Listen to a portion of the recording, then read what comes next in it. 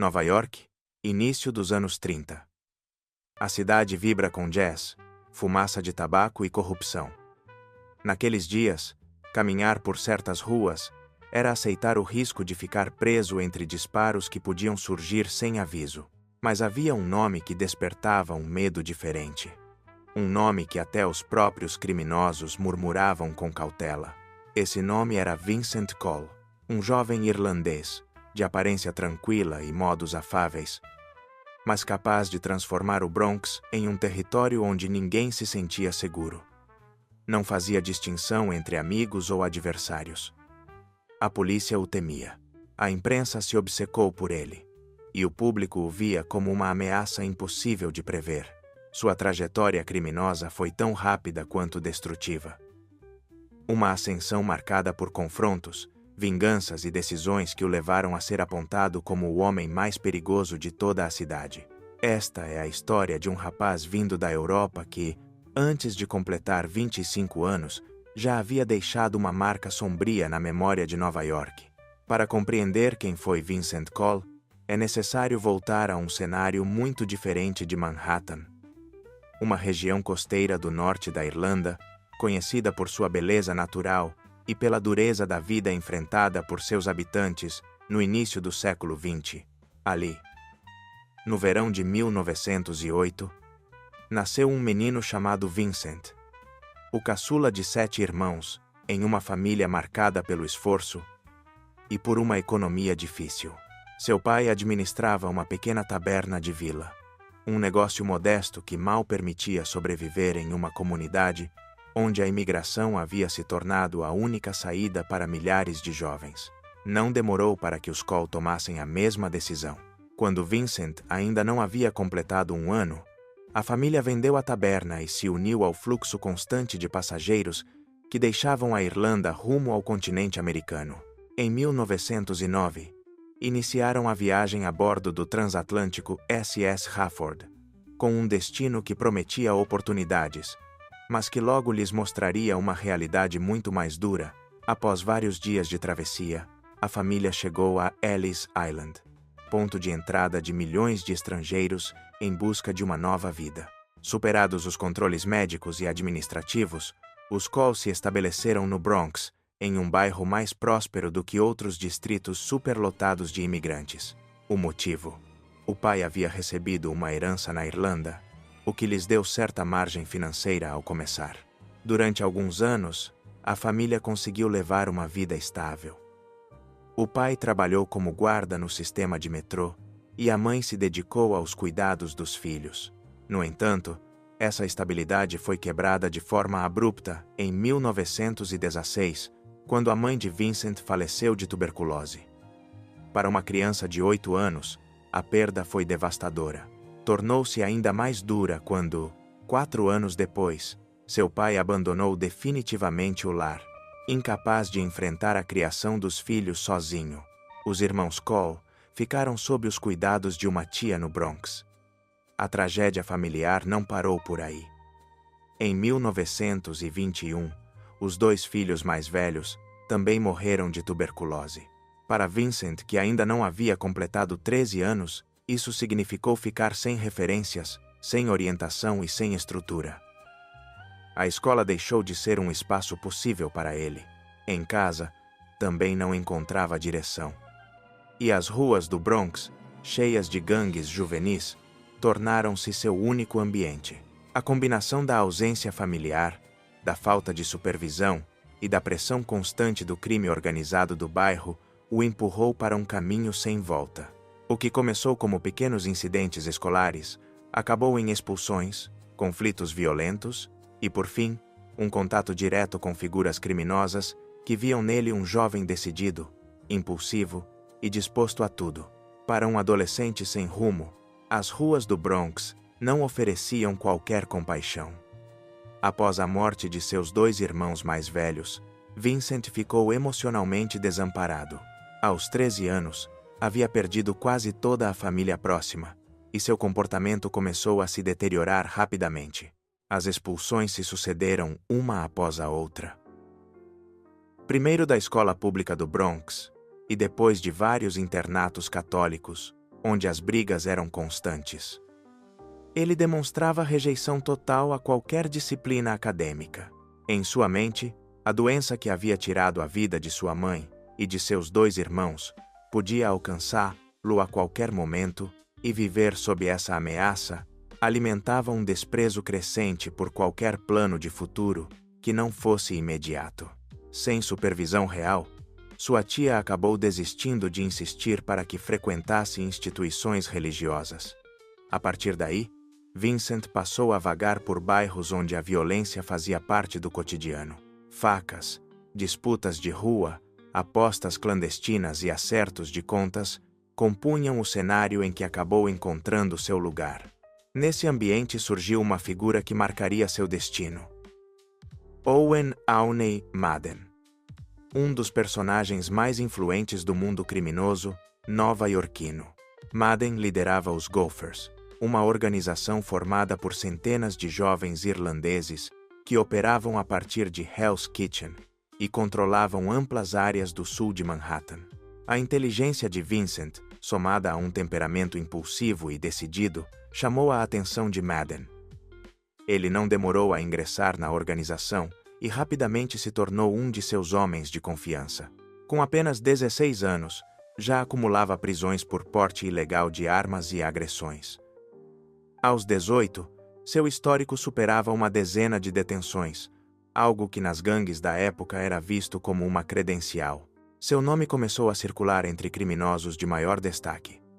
Um deles era Arthur Flegenheimer, conhecido publicamente como Dutch Schultz, uma figura em plena ascensão no Bronx.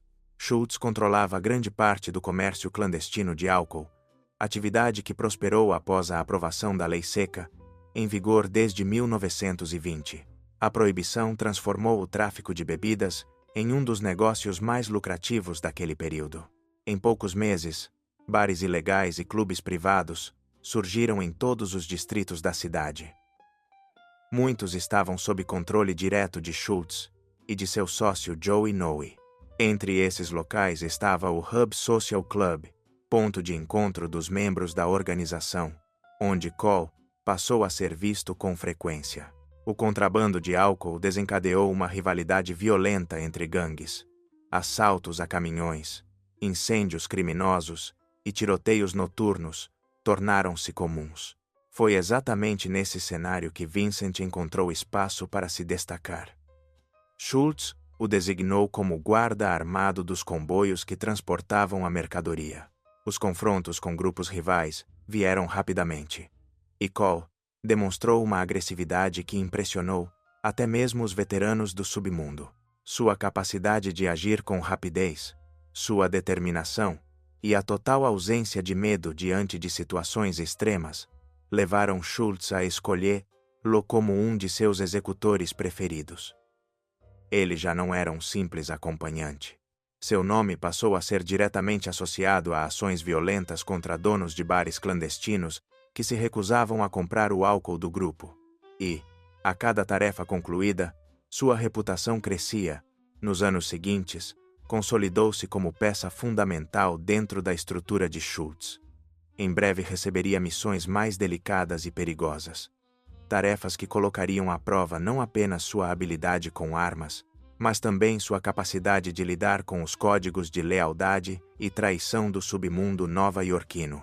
O crescimento do negócio clandestino comandado por Dutch Schultz logo gerou tensões. Alguns proprietários de bares ilegais aceitavam sem resistência a oferta de se tornarem clientes do grupo. Outros, porém, tentavam manter a independência. Para esses, a recusa significava se expor a represálias imediatas. Entre os que resistiram, estava um casal do Bronx, que administrava um pequeno estabelecimento frequentado por moradores do bairro. As bebidas eram produzidas por eles mesmos e não queriam depender de distribuidores externos. Essa decisão, porém, colocou o casal na mira de Cole e de seu irmão mais velho, Peter, já integrantes ativos da organização. Em uma noite de 1927, após advertências ignoradas, os 2 irmãos retornaram acompanhados por outro membro do grupo. O ataque foi direto, rápido e devastador. A violência do episódio causou choque entre os presentes, incapazes de intervir. A polícia prendeu Vincent dias depois, e o caso chegou aos tribunais.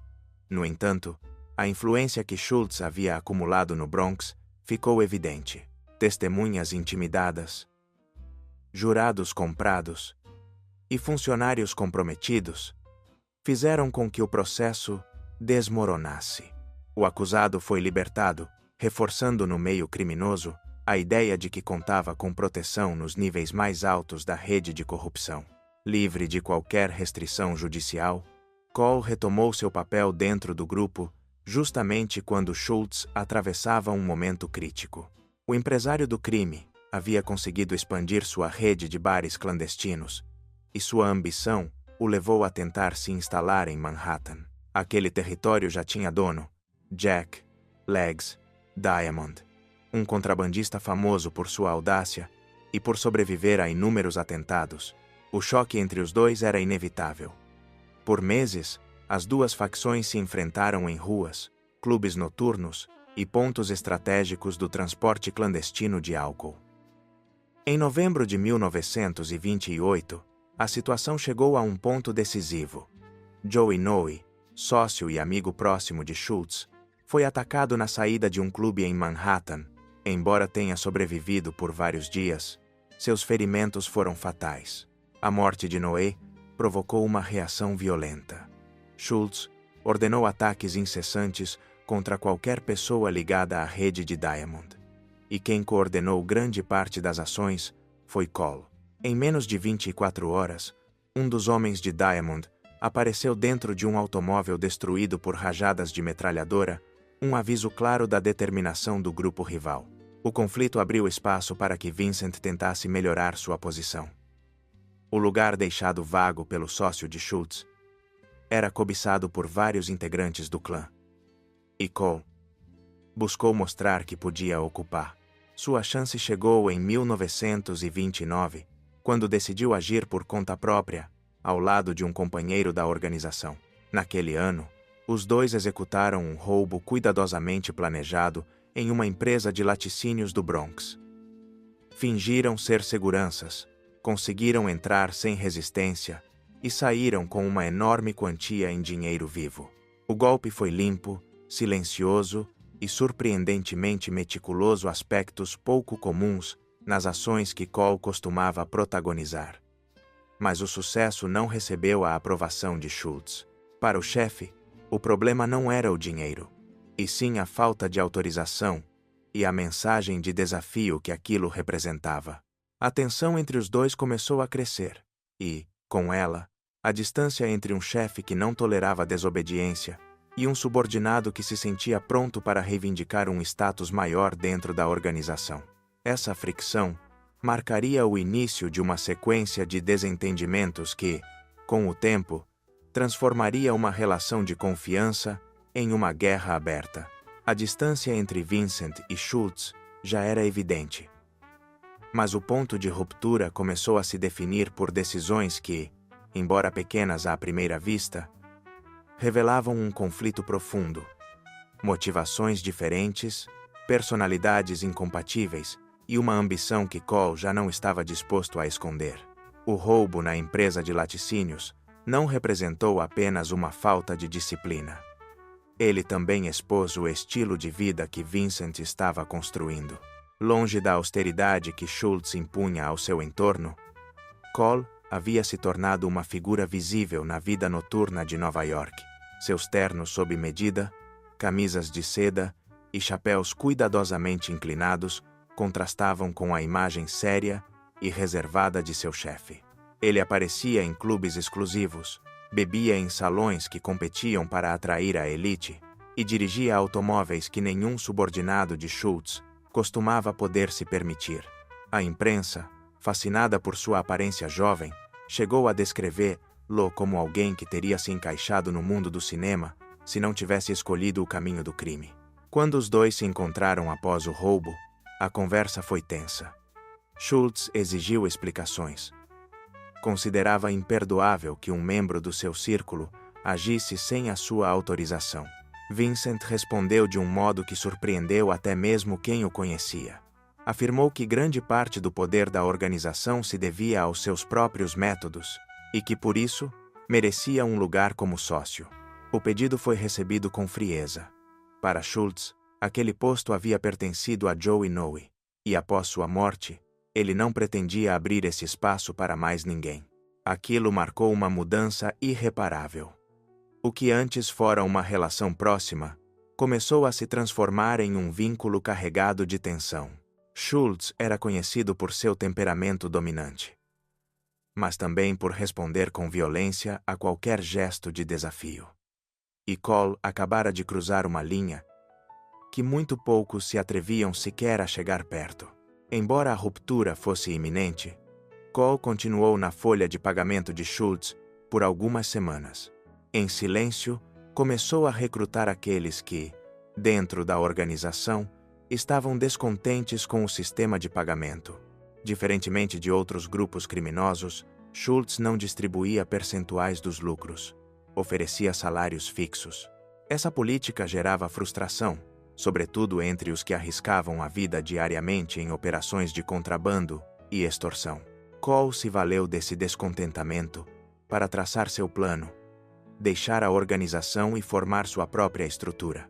Vários homens apoiaram a ideia, convencidos de que, sob uma liderança diferente, poderiam alcançar ganhos maiores. No entanto, um deles, Carmine Barelli, com quem Cole havia cometido o roubo à empresa de laticínios, começou a desconfiar de que algo estava sendo preparado. Barelli não apenas desconfiou.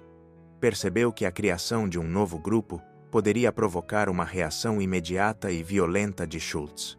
E a possibilidade de que ele levasse essa informação ao chefe transformou sua presença em um risco para Cole. Temendo que revelasse os planos antes que estivessem consolidados, Vincent decidiu agir primeiro. Em fevereiro de 1930, Barelli caminhava de volta ao seu apartamento ao lado de sua companheira, quando um automóvel parou a poucos metros. 3 homens desceram armados com armas automáticas. Entre eles estava Vincent. A rajada foi imediata. O ataque tirou a vida de Barelli e da mulher que o acompanhava. A polícia prendeu Cole pouco depois, mas, como já havia ocorrido antes, as acusações ruíram pela falta de testemunhas dispostas a depor. O impacto desse crime foi enorme dentro do mundo criminoso. Ao demonstrar que um dos seus podia ser eliminado em plena rua sem consequências legais, Schultz ficou exposto diante de possíveis rivais. A resposta foi fulminante. Declarou guerra aberta a Cole. O conflito rapidamente assumiu proporções devastadoras. A nova estrutura criada por Vincent, conhecida pela imprensa como a Gangue de Cole, reuniu homens experientes em tiroteios, extorsões e contrabando. Seu núcleo era formado por indivíduos que acompanhavam Cole havia anos, incluindo nomes como Frank Giordano, Pat Del Greco, Fats McCarthy, entre outros. Eram combatentes temidos, capazes de atuar nas áreas mais perigosas do Bronx e de Manhattan. Com 2 grupos armados, motivados e profundamente ressentidos, disputando controle, dinheiro e reputação, as ruas de Nova York estavam prestes a se transformar em uma sequência de ataques, emboscadas e represálias em níveis nunca vistos na cidade. Apesar da ruptura entre Cole e Schultz, a guerra não explodiu de imediato com a intensidade esperada por muitos. Havia motivos claros para isso. Schultz atravessava um período difícil. Ainda buscava vingar a morte de seu sócio Joe Inoue, e, ao mesmo tempo, precisava se defender de um inimigo muito mais perigoso do que qualquer gangue rival. Esse inimigo era Thomas E. Dewey, um promotor especial conhecido por sua retidão e por recusar subornos. Em uma cidade onde grande parte da polícia estava comprometida com redes criminosas, Dewey representava um desafio real. Sua investigação por evasão fiscal ameaçava diretamente Schultz, que durante anos conseguira escapar de acusações graves graças à sua influência. Nesse contexto, Cole usou meses de relativa calma para fortalecer seu novo grupo. E um fator inesperado ajudou a manter a violência sob controle. Um relacionamento amoroso que acabaria tendo peso dentro de sua organização. No início de 1930, Cole conheceu Lottie Sugar, uma mulher com um passado marcado por violência, prisões e ligações com criminosos de baixo escalão. Nascida em Nova York e criada em um ambiente hostil, sua vida foi uma sequência de brigas, pequenos roubos e episódios que a colocaram sob vigilância policial desde muito jovem. Ela conhecia bem as ruas do Bronx, entendia o funcionamento das gangues e não temia se envolver em situações arriscadas. Seu casamento com Samuel Sugar havia terminado anos antes, após sua prisão por participação em um assalto a banco. Desde então, manteve relações com criminosos de pouca influência até cruzar o caminho de Vincent Cole em um local clandestino de Manhattan. A atração foi imediata. Tornaram-se inseparáveis. E Cole, que até então agia quase sempre guiado por impulsos, passou a dividir com ela o planejamento de sua estrutura criminosa. Lottie não era uma figura decorativa. Participava de reuniões, administrava parte do dinheiro e colaborava ativamente em decisões centrais. Esse vínculo pessoal contribuiu para que 1930 fosse menos violento do que o previsto. Mas essa trégua silenciosa terminou quando Schultz resolveu temporariamente seus problemas legais. Na primavera de 1931, após manipular um júri, conseguiu evitar a condenação por evasão fiscal. Livre desse risco imediato, Schultz pôde voltar a se concentrar em seu objetivo: eliminar Cole. Ao mesmo tempo, Jack Legs Diamond havia se refugiado em Albany depois de sobreviver, de forma surpreendente, a múltiplos atentados. A imprensa já o chamava de um sobrevivente quase impossível de derrubar. Com Diamond longe e Dewey temporariamente afastado, Schultz decidiu concentrar toda a sua energia em destruir quem considerava sua maior ameaça. O primeiro sinal veio em 12 de maio de 1931, já de madrugada. Um integrante da gangue de Cole, Roy Herbert Sloan, estava em um local clandestino no Upper Manhattan. Ao sair para tomar ar com um acompanhante, um veículo avançou lentamente pela rua. De dentro, um homem armado com uma espingarda abriu fogo. Sloan caiu gravemente ferido e morreu minutos depois. O ataque parecia ter sido direcionado a Cole, mas houve erro na identificação do alvo. Ainda assim, o essencial estava claro. A guerra recomeçava, e desta vez, sem margem para trégua. O assassinato de Sloan marcou o início de uma escalada imparável. Foi o primeiro golpe direto desde a ruptura, e a resposta de Cole não demoraria. Nova York estava prestes a presenciar uma sequência de atentados, execuções e ataques coordenados que transformariam bairros inteiros em cenários de terror. O que aconteceria nas semanas seguintes consolidaria para sempre a fama de Cole como uma figura temida em toda a cidade. O assassinato de Roy Sloan foi o estopim. A violência, contida por meses, foi liberada sem freios. A cidade passou a experimentar uma sequência de represálias tão constante que até os agentes mais veteranos afirmavam nunca ter visto nada parecido. Em 28 de maio de 1931, Vincent Cole lançou sua resposta. No fim da noite, Joey Ryle, um dos homens mais próximos de Schultz, estava em frente a um local clandestino no East Side. Conversava com dois companheiros quando um automóvel surgiu da extremidade da rua. Dentro vinham vários homens armados com metralhadoras. As rajadas foram imediatas. Um dos acompanhantes de Ryle caiu morto na hora, atravessado por múltiplos disparos. O segundo tentou se refugiar em um restaurante próximo, mas desabou antes de chegar. Ryle conseguiu escapar por um beco estreito. O ataque foi preciso, calculado, e demonstrava a capacidade operacional do grupo de Cole. A guerra deixou de ser implícita. A partir daquele instante, era aberta e total. A resposta de Schultz veio rápido. Apenas 2 dias depois, a retaliação chegou a um ponto que mudaria para sempre a vida de Vincent Cole. Seu irmão mais velho, Peter, dirigia por West Harlem, já de madrugada quando parou em um cruzamento. Um sedã azul se aproximou lentamente. De dentro, 3 pistoleiros abriram fogo. 7 disparos atingiram Peter, antes que o veículo desaparecesse sem deixar testemunhas. A polícia o encontrou ainda com vida, mas ele morreu pouco depois em um hospital próximo. Para Vincent, aquilo foi um golpe mais profundo do que qualquer outro episódio de sua juventude turbulenta. Peter havia sido sua figura mais próxima. Compartilharam a travessia desde a Irlanda, a perda da família, os internatos católicos, os primeiros passos no crime, os anos a serviço de Schultz. E também a ruptura posterior com o chefe que agora lhes declarava guerra. Eram inseparáveis.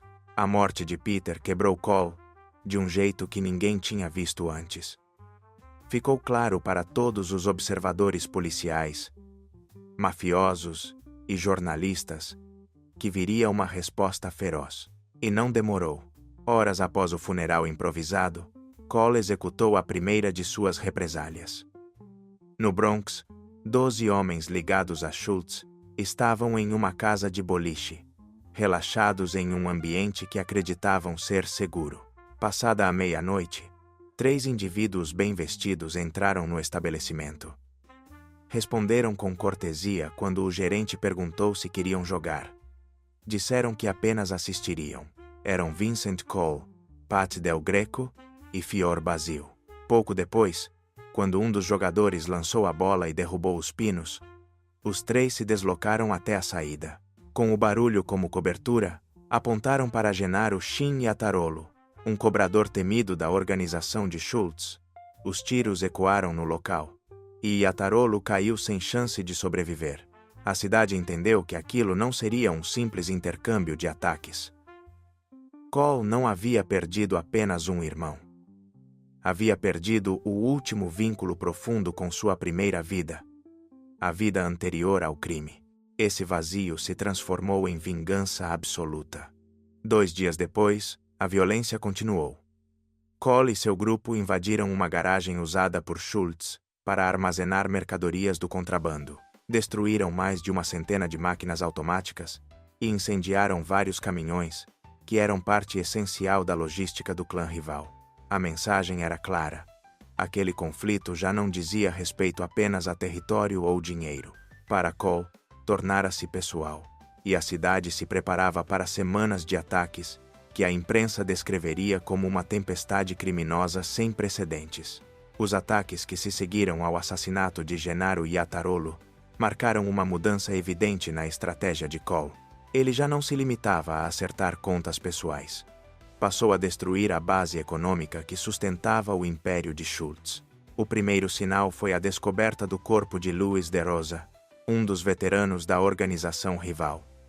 Ele foi encontrado dentro de um automóvel estacionado no sul do Bronx, executado com tiros precisos na cabeça. A precisão do ataque indicava a participação direta de Cole, cujos métodos já eram bem conhecidos pelos investigadores. Poucos dias depois, em 8 de junho de 1931, outro corpo surgiu em circunstâncias semelhantes. John Japoro, um jovem motorista que trabalhava na distribuição de álcool clandestino para Schultz, estava no banco traseiro de um veículo próximo ao zoológico do Bronx. Recebera múltiplos disparos nas costas e na cabeça. Com esse golpe, Cole deixava claro que sabia exatamente como pressionar seu inimigo, não apenas eliminando seus homens, mas comprometendo o fluxo de mercadorias que gerava a maior parte de sua renda. A ofensiva prosseguiu. Uma semana depois, a polícia encontrou no Queens o corpo de Abe Rosenberg, um cobrador da estrutura de Schultz, especializado em intimidar donos de bares clandestinos. Sua morte, executada com frieza, mostrava que Cole atacava posições estratégicas, escolhendo integrantes com funções específicas dentro do esquema financeiro rival. Não era violência aleatória, era um plano cuidadosamente definido. Mas Cole não se limitou aos ataques armados. Também passou a colaborar, de forma clandestina, com agentes federais interessados nas atividades de Schultz. Vazou informações precisas sobre locais, contatos e operações do grupo. Assim, Além de provocar perdas diretas, dificultava o funcionamento diário da organização rival. O impacto dessas ações ficou evidente em 18 de junho de 1931. Naquela noite, Schultz saiu de seu luxuoso apartamento na Quinta Avenida, acompanhado por seu guarda-costas, Danny Yamasa. Um homem conhecido por sua violência implacável. Há horas observavam da janela dois indivíduos que acreditavam fazer parte do grupo de Cole. Tomados pela paranoia, desceram para confrontá-los. Schultz ignorava que os dois homens eram detetives à paisana, enviados pelo promotor Dewey para vigiá-lo. Quando Yamasa sacou a arma, os agentes reagiram e abriram fogo. O guarda-costas caiu gravemente ferido. Schultz, em pânico, fugiu por ruas e becos, pedindo ajuda a qualquer pessoa que encontrava. Somente mais tarde, quando os detetives o alcançaram, ele percebeu que não se tratava de um atentado de Cole. Ainda assim, a situação não lhe trouxe alívio. Foi preso por porte de arma e libertado depois de pagar uma fiança elevada. A cena deixou algo perturbador evidente. Schultz já não conseguia distinguir ameaças reais de ameaças imaginadas. E viver sob essa pressão constante era exatamente o que Cole pretendia. 3 dias após o episódio, a tensão aumentou ainda mais. John Sorelli, um dos homens de mais alto escalão do clã de Schultz, abriu a porta de casa após ouvir a campainha. À sua frente estavam Vincent Cole e Pat Del Greco. Não houve palavras. Os disparos ecoaram pelo corredor. Apesar dos ferimentos, Sorelli conseguiu se arrastar até o quarto. Pediu um cigarro à esposa enquanto aguardava a polícia. Morreu pouco depois. A violência atingia um nível inédito. E a cidade, presa entre a retaliação de dois lados determinados a não recuar, começava a perceber que aquele conflito superava qualquer disputa anterior entre organizações. Após o assassinato de Sorelli, Schultz ficou preso em um estado de desespero crescente. A pressão constante, as perdas dentro de sua organização e a paranoia que Cole conseguiu provocar nele o empurraram a cometer um dos atos mais insólitos de sua carreira. Em um gesto que surpreendeu até os próprios homens, Schultz caminhou até uma delegacia do Bronx em plena tarde, entrou na sala dos detetives e fez uma proposta que deixou todos atônitos. Ofereceu uma casa em um condado exclusivo a qualquer agente disposto a matar Vincent Cole. Foi um ato temerário e revelador. O chefe criminoso mais temido de Nova York estava pedindo ajuda direta à polícia, e não por meio dos subornos habituais, mas propondo um homicídio sob encomenda. Os policiais o expulsaram imediatamente, avisando que não voltasse com esse tipo de oferta. A cena refletiu o descontrole emocional que Schultz estava vivendo, incapaz de conter a sequência de golpes que Cole lhe impunha. Após a tentativa frustrada, Schultz optou por um caminho inesperado. Procurou Cole para propor uma trégua. Ele havia perdido homens-chave, veículos, máquinas que geravam renda e parte de sua reputação. Sua rede estava enfraquecida e precisava estancar a sangria. Cole aceitou o acordo. Recebeu um pagamento considerável, e por um breve período, a cidade viveu uma calma enganosa. Mas os dois sabiam que o ressentimento continuava latente. Não havia reconciliação real, apenas um respiro. Com essa pausa, Cole passou a consolidar seu poder. Usou sua reputação violenta para obrigar proprietários de bares clandestinos a abandonar seus negócios. Ele não negociava. Exigia que saíssem da cidade se quisessem continuar vivos. Aqueles locais passavam ao seu controle, sem resistência. Em poucas semanas, Cole já havia tomado posse de vários estabelecimentos no Harlem e no Bronx, deslocando silenciosamente a estrutura rival. No entanto, manter uma rede criminosa em expansão exigia dinheiro constante. E seus gastos somados ao tamanho crescente do grupo fizeram com que buscasse novas fontes de renda. Foi então que recorreu a um método que o isolaria ainda mais do restante do submundo: o sequestro de figuras influentes. Ao contrário de outros chefes criminosos que consideravam essa tática arriscada demais, Cole entendia que sua vítima jamais procuraria as autoridades. Um mafioso não podia explicar ao fisco de onde vinha o dinheiro do resgate. E um empresário também não queria deixar registro de ter pago somas tão altas a um criminoso. Sua primeira vítima de alto perfil foi Rudy Vallee, uma estrela do entretenimento. A gangue recebeu uma soma enorme pela libertação. Depois, capturou o dono do prestigiado Stork Club, cuja família pagou imediatamente por seu retorno. Em seguida, sequestrou um banqueiro conhecido, que também pagou uma quantia considerável para evitar que o caso viesse a público. As autoridades policiais não intervieram com firmeza. A corrupção interna, alimentada por pagamentos regulares vindos de diferentes grupos criminosos, facilitava que esses incidentes ficassem sem consequências. Mas Cole não se limitou a empresários. Sua audácia o levou a cometer um dos sequestros mais temerários de sua trajetória. Capturar George Jean Big Frenchy Dione, um homem estreitamente ligado a Awney Madden, antigo mentor de Cole, e figura de enorme influência em Manhattan. Esse sequestro, cometido em plena 7ª Avenida, não foi apenas um desafio direto. Também significou romper de maneira definitiva qualquer ponte que ainda pudesse existir entre Cole e o restante da velha guarda irlandesa. O preço que ele pagaria por esse gesto ainda estava para se manifestar. O sequestro de George Jean Big Frenchy Dione não foi apenas um golpe audacioso. Foi uma provocação direta contra um dos homens mais poderosos de Manhattan, Awney Madden, antigo chefe e mentor de Cole em seus primeiros anos no crime organizado. Madden era uma figura influente, proprietário do lendário Cotton Club e um homem com conexões profundas que iam do boxe ao contrabando e à extorsão. Nem mesmo Schultz se atrevia a desafiá-lo abertamente.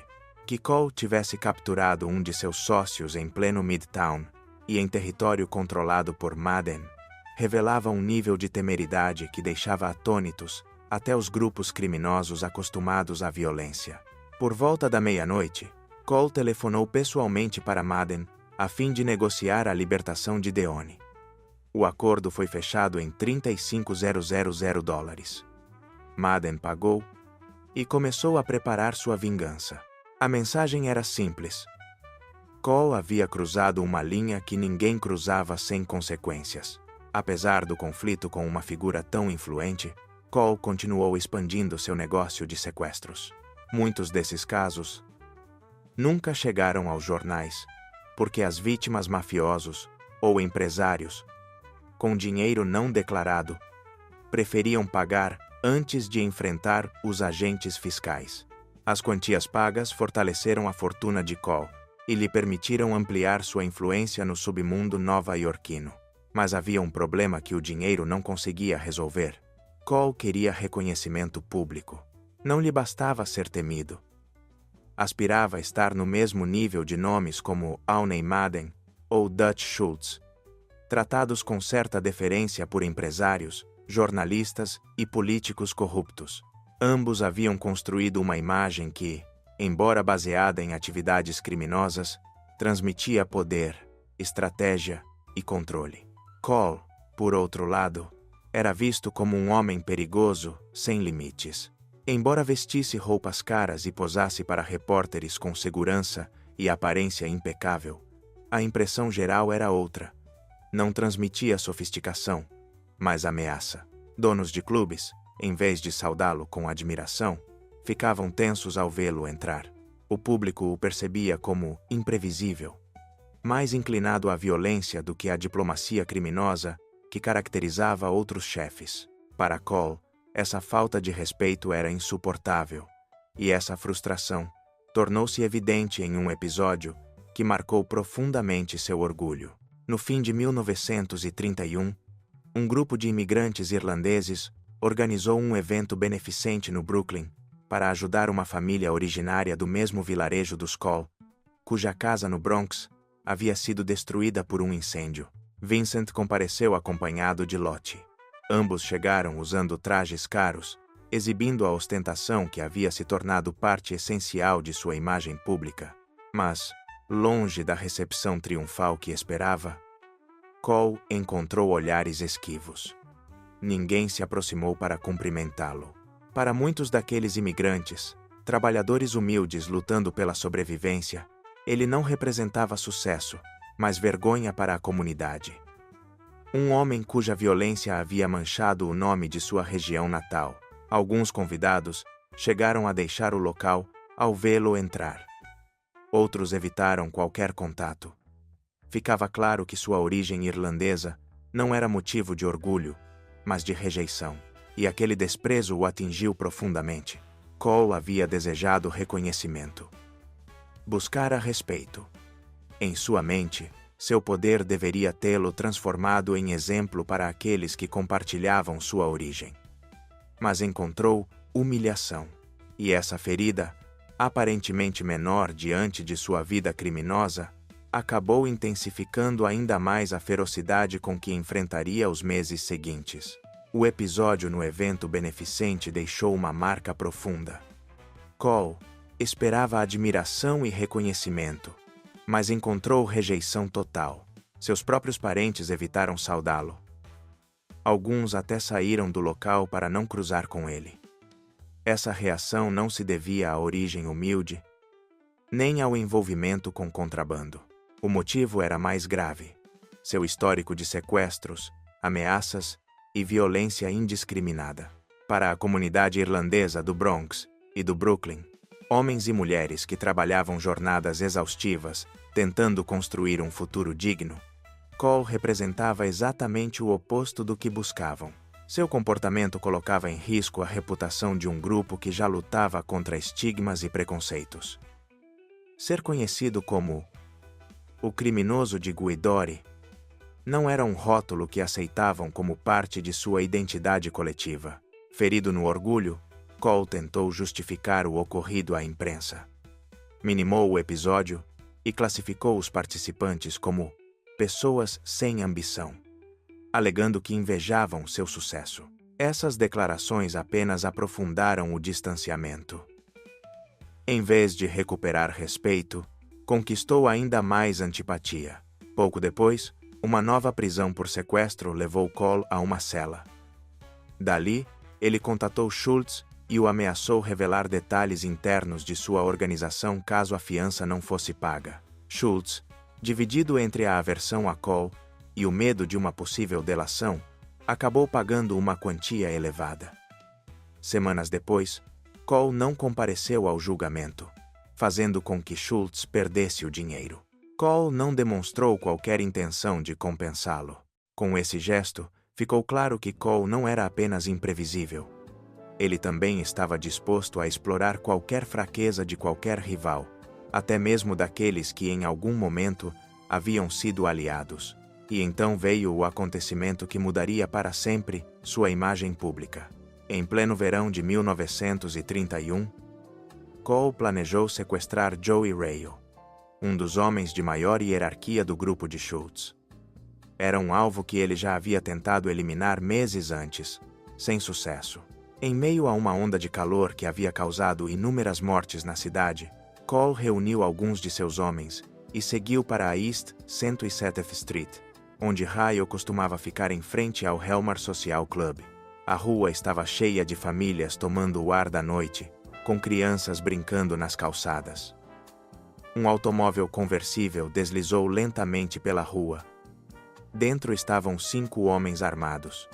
Ao localizarem Ryle, começaram a atirar do veículo.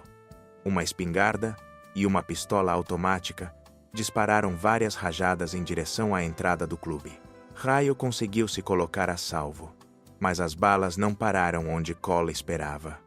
Um menino de 5 anos, Michael Vignari, que brincava perto da rua, foi atingido e morreu no dia seguinte no hospital.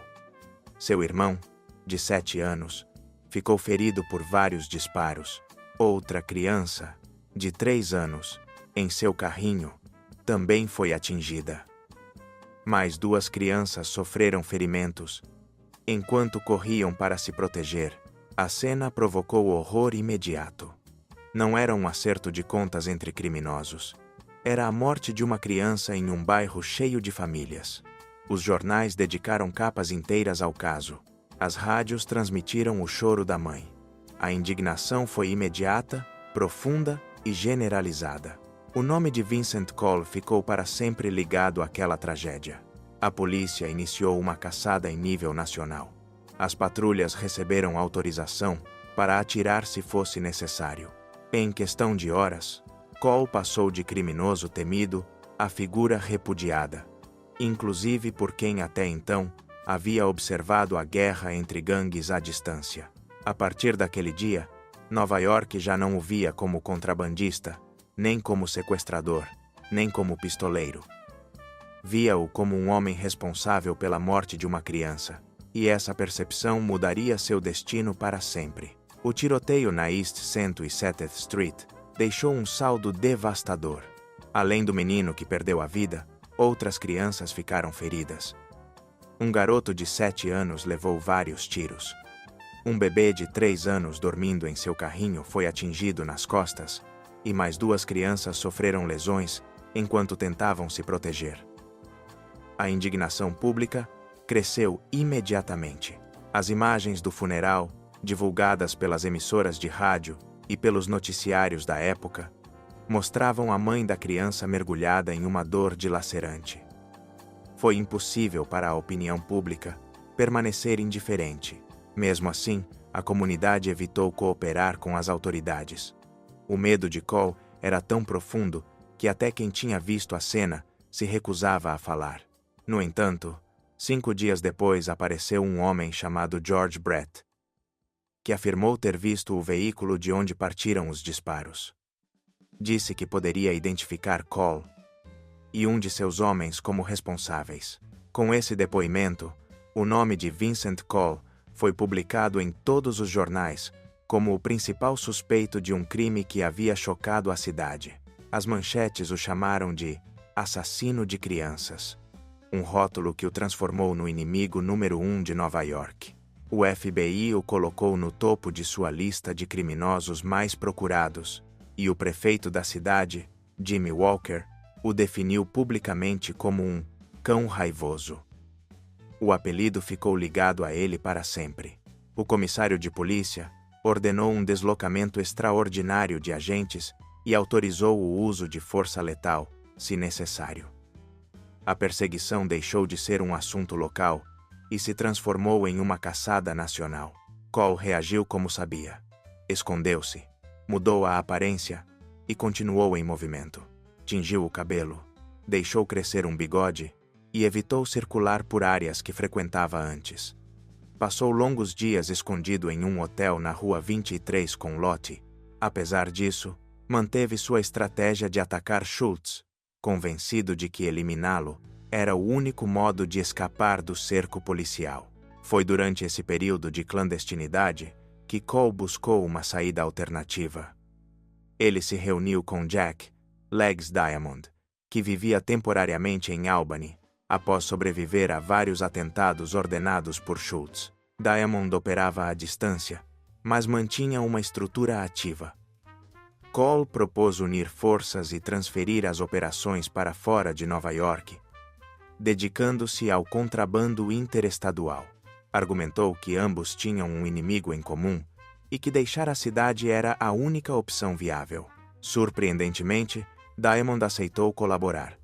Ignorou inclusive o fato de que Cole havia participado, anos antes, de uma tentativa fracassada de assassiná-lo. Para os dois, a necessidade falou mais alto que qualquer ressentimento anterior. Mas a aliança não teria tempo de se firmar.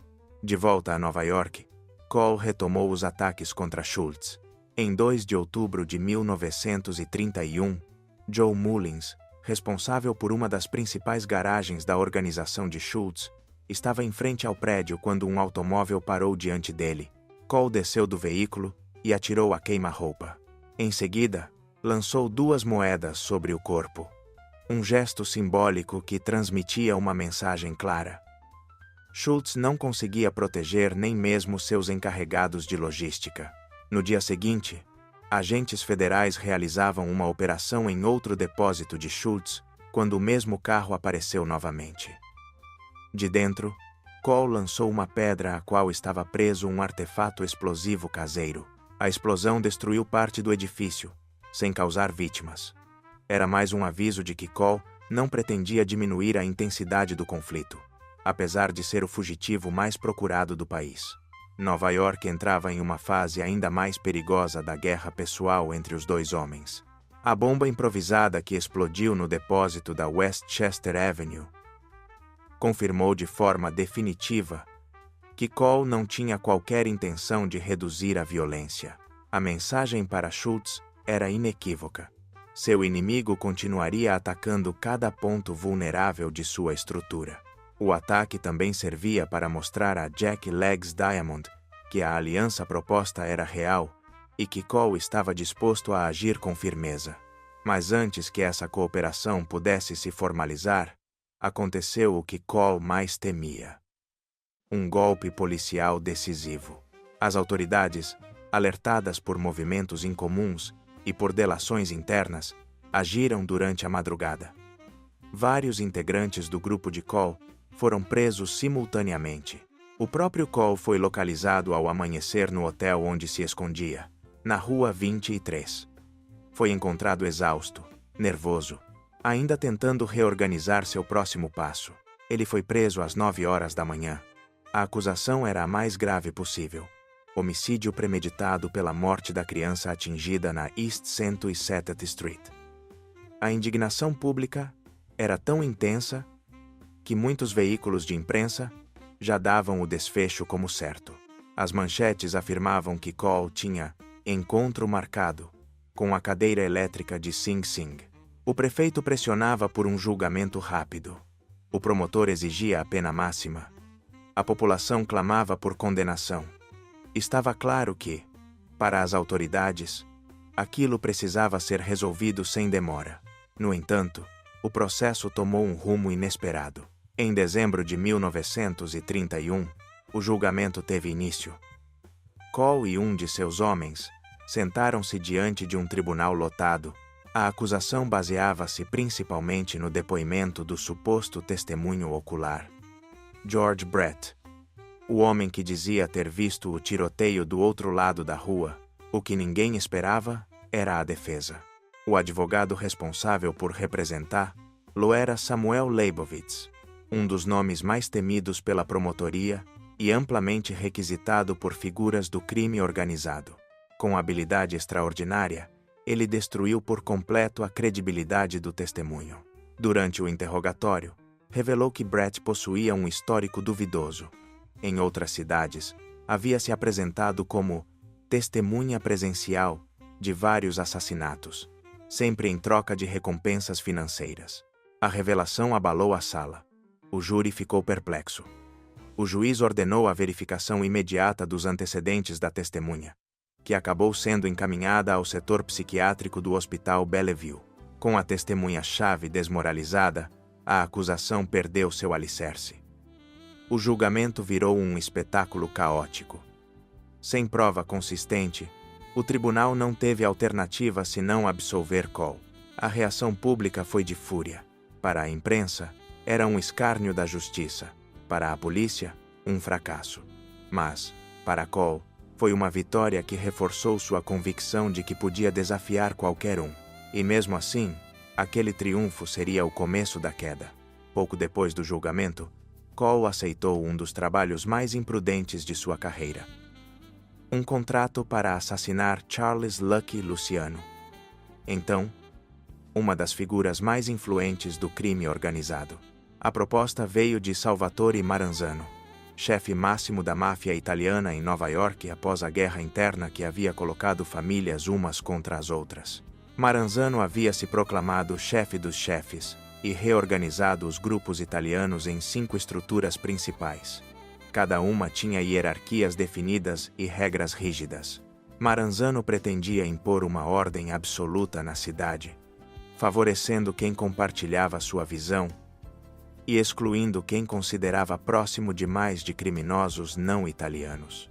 Luciano fazia parte dessa nova estrutura. mas rejeitava o enfoque excludente de Maranzano. Ele havia trabalhado por anos ao lado de parceiros judeus e irlandeses, e considerava ultrapassada a visão étnica do seu chefe. As divergências cresceram até virar um ponto de conflito inevitável. Maranzano, temendo uma traição, decidiu agir primeiro. Precisava de alguém fora da máfia italiana para executar Luciano, e escolheu Vincent Cole. A missão era arriscada, mas também valia uma fortuna. Cole aceitou sem hesitar. Sem perceber, ele dava o passo que colocaria preço na própria cabeça, em cifras nunca vistas no submundo de Nova York. Salvatore Maranzano havia se proclamado líder supremo das famílias italianas e queria transformar o crime organizado de Nova York seguindo um modelo rígido, quase militar. Comparava sua estrutura a exércitos do mundo antigo e exigia obediência absoluta. Suas decisões autoritárias, somadas a um tratamento humilhante com alguns dos próprios subordinados, geraram tensões internas. Entre os que rejeitavam sua visão estavam Charles Lucky, Luciano, Vito Genovese e Frank Costello, figuras jovens que defendiam uma organização moderna, baseada em eficiência e alianças pragmáticas. Maranzano, por outro lado, desconfiava de qualquer um que se relacionasse com criminosos não italianos, especialmente com parceiros judeus como Meyer Lansky ou Benjamin Bugsy Siegel. Essa teimosia acabou tornando Maranzano um obstáculo. Luciano, convencido de que ele travava a evolução do negócio, começou a preparar sua substituição, e Maranzano, ciente do perigo, decidiu eliminá-lo antes que o conflito explodisse. Para isso, precisava de um executor externo, alguém alheio à máfia italiana e capaz de agir sem chamar atenção. Sua escolha foi Vincent Cole. O valor combinado: $50 mil, uma quantia nunca oferecida até então por um único assassinato. Maranzano marcou uma reunião em seu escritório no New York Central Building, hoje conhecido como Helmsley Building. A intenção real era simples: manter Luciano sentado e confiante até Cole chegar para matá-lo. Mas Luciano foi avisado por um informante próximo de Maranzano e decidiu agir antes de cair na armadilha. Luciano entrou em contato com um grupo de assassinos judeus ligado à unidade clandestina dirigida por Siegel e Lansky. Aqueles homens não eram conhecidos pelos guarda-costas de Maranzano, o que lhes permitia se aproximar sem levantar suspeitas. Eles se apresentaram como agentes federais, desarmaram os seguranças e entraram no escritório do chefe. Atacaram-no com armas brancas e depois atiraram nele várias vezes. Quando Cole chegou, Maranzano já estava morto.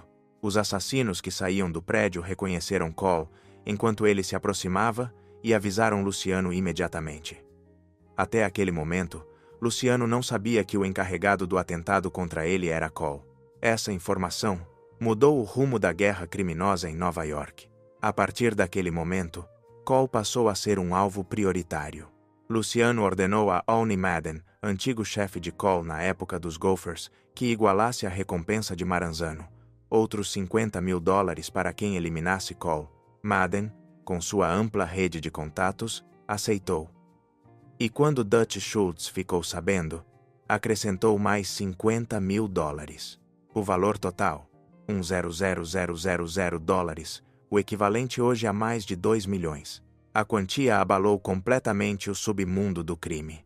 Nunca antes se oferecera algo assim por um único homem.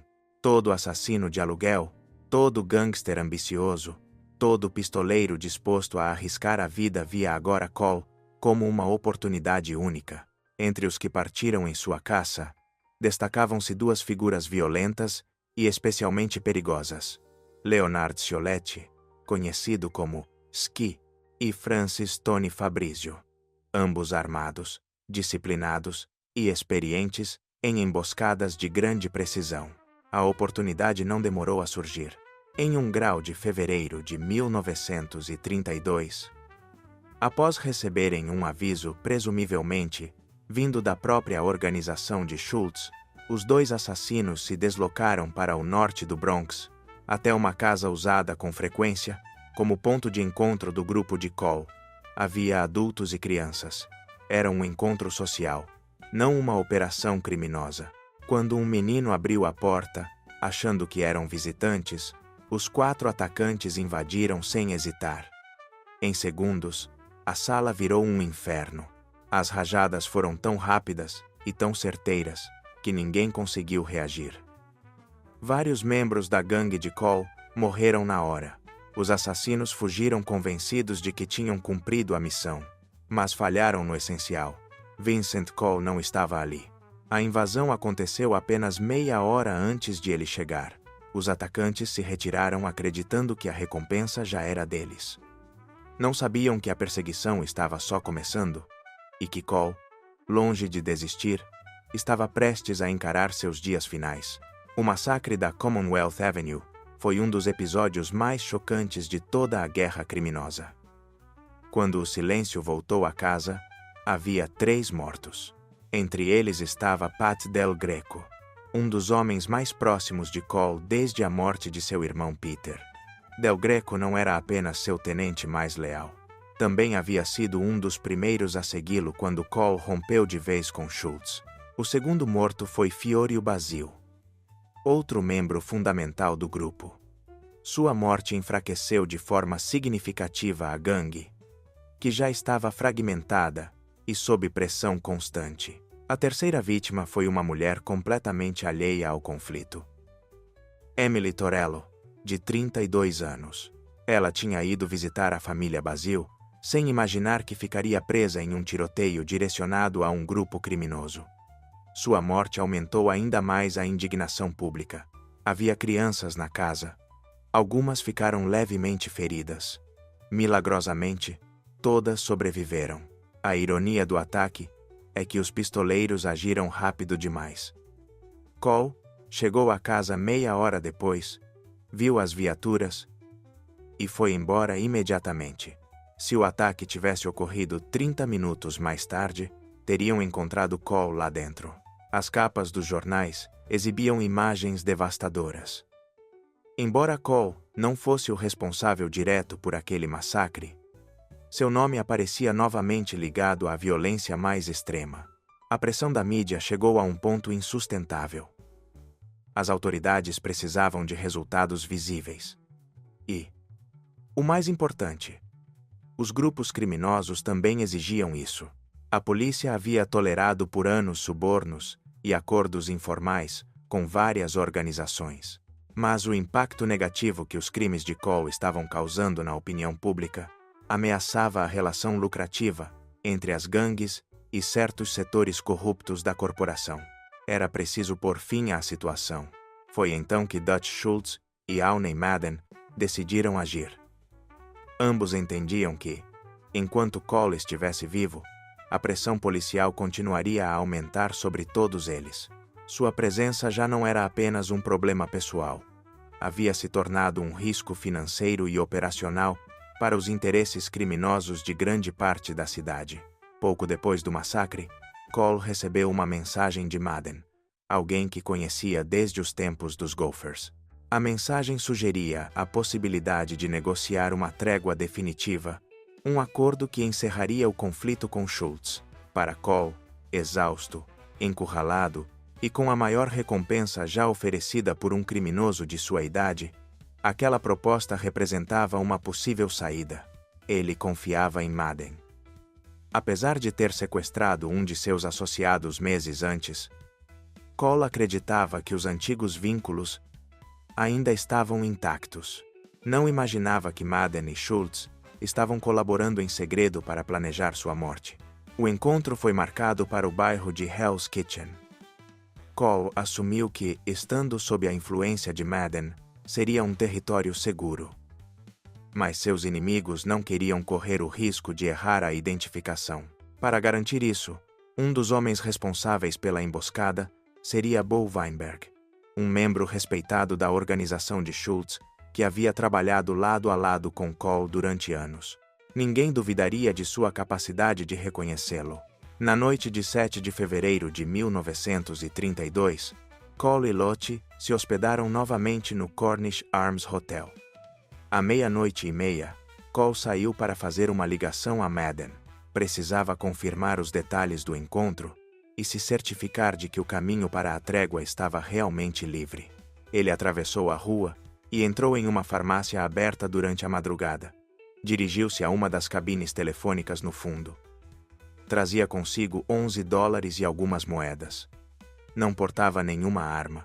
Discou o número de Madden e começou a falar, acreditando que estava dando os primeiros passos rumo à própria salvação. Do lado de fora, os assassinos se aproximavam. Cole não sabia que aquela ligação seria a última decisão de sua vida. Enquanto falava com Madden na cabine, sua voz revelava o desgaste acumulado. Sua gangue estava quase desfeita. Seus recursos eram mínimos, e ele vivia sob o peso de uma perseguição aparentemente interminável. Havia perdido o irmão, a maioria dos aliados e qualquer margem de segurança. O jovem que aterrorizara Nova York agora era um fugitivo sem abrigo. Madden o ouvia com paciência, não por solidariedade, mas para mantê-lo na linha tempo suficiente para que os assassinos chegassem. 10 minutos depois, uma limusine escura parou em frente à farmácia. Dentro estavam Leonard Skitch, Cioletti, Francis Fabrizio e Bo Weinberg. Este último encarregado de confirmar visualmente que o homem na cabine era, de fato, Vincent Cole. Weinberg olhou pela janela, identificou Cole e voltou ao veículo para preparar a fuga. Fabrizio posicionou-se junto à entrada do estabelecimento, atento a qualquer movimento. Skitch avançou até o fundo da farmácia. Ao passar pelo funcionário noturno, sussurrou: "Não faça nada. Vai acabar rápido." Em seguida, abriu o casaco. Por baixo, carregava uma Thompson com um tambor de 50 projéteis. Caminhou em direção à cabine. Cole continuava falando, confiante de que negociava sua saída do conflito. Não viu o assassino se aproximar. A poucos passos de distância, Skitch puxou o gatilho. A rajada ecoou por toda a farmácia. O vidro se estilhaçou. Cole caiu para a frente antes que a arma parasse de disparar. O ataque durou segundos, mas foi definitivo. Quando Skitch deixou o local, o corpo de Cole já não respondia a estímulo algum. Na rua, Fabrizio mantinha a área livre, e Weinberg acelerou assim que os dois pistoleiros entraram no veículo. 2 detetives que vigiavam o bairro ouviram os disparos e partiram em perseguição à limusine. Um deles saltou para o estribo de um táxi e obrigou o motorista a segui-la. A perseguição se estendeu por vários quarteirões pela 8ª Avenida, com o detetive atirando do lado de fora do veículo. Por fim, a limusine conseguiu escapar. O ataque completo durou 90 segundos. Foi o tempo que Nova York levou para perder o homem mais temido da sua década. O laudo pericial revelou que 15 projéteis foram recuperados do corpo de Cole, embora muitos outros o tenham atravessado. Havia impactos no rosto, no peito e nos 2 braços. Ficava claro que os assassinos não deixaram qualquer chance de sobrevivência. Em questão de minutos, uma multidão se aglomerou na farmácia. Lottie, que tinha ouvido a rajada do hotel, correu pela rua e atravessou o grupo de curiosos, empurrando quem estivesse na frente. Ao ver o corpo caído dentro da cabine destruída, sua reação foi de desespero. Mais tarde, na delegacia, ela permaneceu em silêncio diante das perguntas. Até o fim, protegeu a imagem do homem com quem havia dividido os últimos anos. O funeral foi simples e teve pouquíssimos presentes. Apenas algumas flores enviadas por Dutch Schultz, com uma fita dizendo "Dos rapazes".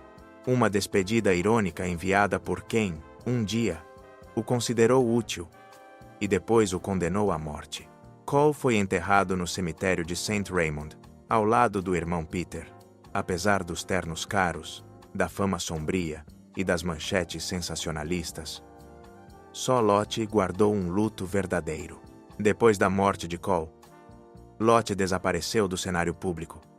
Semanas depois, Participou de um roubo que terminou com um homem morto por acidente e cumpriu quase uma década na prisão.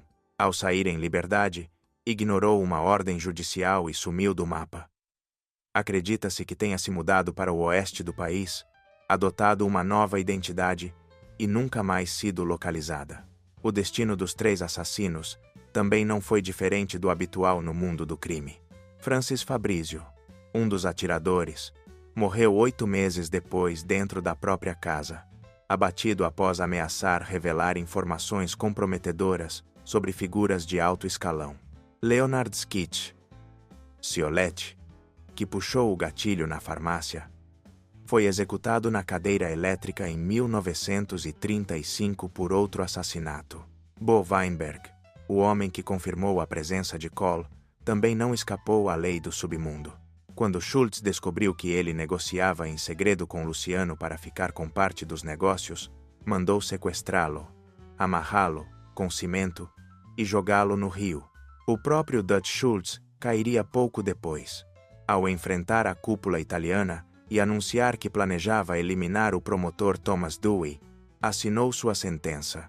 Pistoleiros enviados por Luciano o executaram em um restaurante de Nova Jersey. Paradoxalmente, sua previsão se cumpriu. Anos mais tarde, o mesmo Dewey que ele quis eliminar acabou mandando para a prisão o poderoso Luciano. Aune Madden, por sua vez, entendeu que a era dos irlandeses tinha acabado.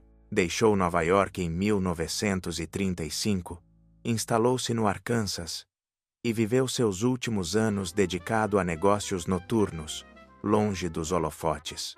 Assim termina a história de Vincent Cole, um jovem nascido em uma taverna de um pequeno vilarejo irlandês que, em apenas 23 anos, transformou Nova York em cenário de tiroteios contínuos, vinganças e sequestros. Sua vida foi breve, violenta e marcada por decisões que o levaram a enfrentar inimigos muito acima das suas possibilidades. Sua figura permanece como um dos capítulos mais sombrios do crime na cidade, um lembrete de como a ambição desmedida, um temperamento sem controle e a ausência total de limites podem transformar um jovem imigrante em um dos nomes mais temidos do seu tempo. Obrigado por nos acompanhar neste percurso pela vida e queda de Vincent Cole. Se este documentário lhe pareceu interessante, convidamos você a apoiar o canal. Inscreva-se, ative as notificações e compartilhe o vídeo para continuarmos explorando as histórias reais que marcaram o mundo do crime no século XX. Nos vemos no próximo documentário.